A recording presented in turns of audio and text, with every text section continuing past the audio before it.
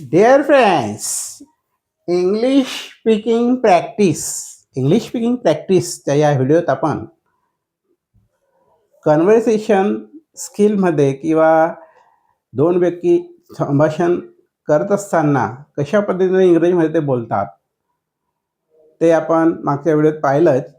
या English speaking प्रॅक्टिसच्या या व्हिडिओत आपण काही शब्द जे बोलले जात होते ते आता नव्या पद्धतीनं कसे बोलले जातात इंग्लिशमध्ये आणि कन्व्हर्सेशन कसं अट्रॅक्टिव्ह केलं जातं ते आज आपण या व्हिडिओत पाहणार आहोत. चला तर मग, जसं old new, old English new English असं म्हणूया. उदाहरणार्थ आधी म्हटलं जायचं कसं, साईड प्लीज. आता मला साईड पाहिजे आहे, म्हणजे दोन व्यक्ती उभे तर त्याच्यातनं तुम्हाला जायचे आहे, तर तुम्ही लगेच त्यांना साईड प्लीज असं करत जायचे. ओके. पण आता न्यू मॉडर्न इंग्लिशमध्ये तसं म्हटलं नाही जात. हायफाय इंग्लिशमध्ये तसं म्हटलं नाही जात आहे. साईड प्लीज असं नाही म्हटलं जात. काय म्हटलं जातं बघा न्यूमध्ये, excuse me, can you get by. Excuse me, can you get by असं तुम्ही त्या व्यक्तींना म्हणू शकता. साईड प्लीज हे ओल्ड झालेलं आहे. न्यू इंग्लिशमध्ये काय म्हणायचं आहे, excuse me, can you get by असं म्हणता. Okay, got it. सॉरी. आता तुम्हाला तुमच्या एखाद्याला धक्का लागला तर तुम्ही त्या व्यक्तीला काय लगेच म्हणाल, ओ सॉरी असं म्हणता. सॉरी असं म्हणाल. ओके. किंवा तुम्ही बाईकने जात आहेत आणि तुमची बाईक समोरच्याला ठोकली गेली, तुमची फॉल्ट आहे, तुमची चूक आहे, मग त्या समोरच्या व्यक्तीला सॉरी हां असं तुम्ही आधी म्हणायचे. आता काय म्हणता आहे न्यू इंग्लिशमध्ये काय म्हणायचे तुम्हाला, my bad, I hope you are fine.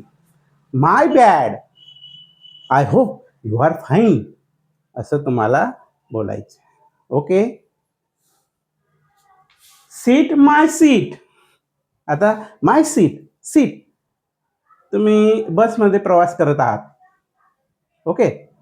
मग बसमध्ये कसं असतं, बस भरलेली असते, तुमचे रिझर्वेशन असेल केलेलं, किंवा एखाद्याने तुमची जागा सांभाळून ठेवली असेल पण तुमच्या जागेवर दुसरा येऊन बसला असेल, तेव्हा त्या व्यक्तीला तुम्ही काय म्हणता ओल्ड इंग्लिशमध्ये, माय सीट प्लीज असं म्हणता.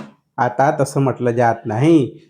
न्यू इंग्लिशमध्ये काय म्हटलं जातं, excuse me, I think you are in my seat.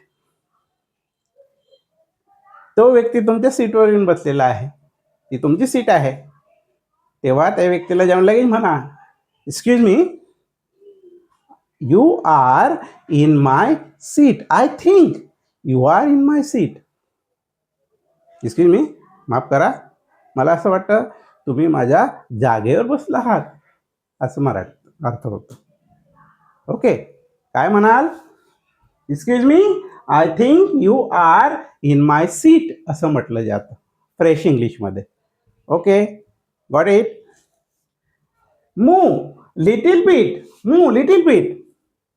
आता समोरच्याला किंवा जेवढच्याला सांगायचे, तुमच्या जेवढं एखादा बसले असेल तसं लाईनने बसलेलं असणार, तर तुम्हाला अडचण होत असेल बसताना, तर आपण सांगतो ना, सरक थोडं. तेव्हा काय म्हणायचे ओल्डमध्ये, move bit please, move little please, किंवा मूव अ बीट प्लीज असं म्हटलं जायचं. काय म्हटलं जायचं, मूव लिटिल बीट असं म्हटलं जायचं. पण आता तसं म्हणत नाही, ते विसरले म्हणायचं मूव लिटिल बीट. काय म्हटलं जातं फ्रेश इंग्लिशमध्ये,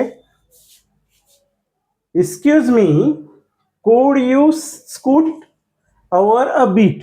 excuse me, could you scoot over a bit. Scoot over a bit असं म्हटलं जातं. Excuse me, could you scoot over a bit. Okay. I will tell you later. एखादी मैत्रीण आली की मित्र आला, हे काय झालं मला सांग लवकर, सांग ना असं म्हटलं जातं. Tell me please what happen, सांग ना. तर त्याला तुम्ही सांगाल, काय सांगाल, I will tell you later, मी तुला नंतर सांगतो. सहज बोलून जाल तुम्ही ओल्ड इंग्लिशमध्ये, काय I will tell you later. पण फ्रेश इंग्लिश न्यू इंग्लिशमध्ये काय म्हणणार, आय विल टेल यू लेटरला I will get back to you, I will get back to you असं म्हटलं जातं. त्याचा अर्थ होतो I will tell you later, पण ते ओल्ड आणि न्यू मध्ये काय म्हटलं जातं, I will get back to you असं म्हटलं जातं. म्हणजे तुम्हाला हे न्यू सेंटेन्सेस वर्ड्स लक्षात ठेवायचे आहे हे म्हणायचं असेल तर. Okay okay, see you bye.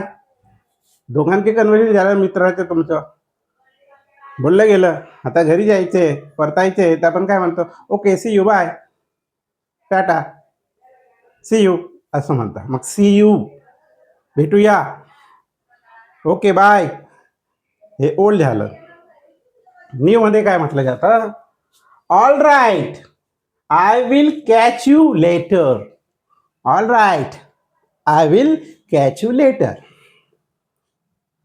नंतर भेटणार तुला असं म्हटलं जातं. Okay, so you have to remember old English and fresh new English. Got it?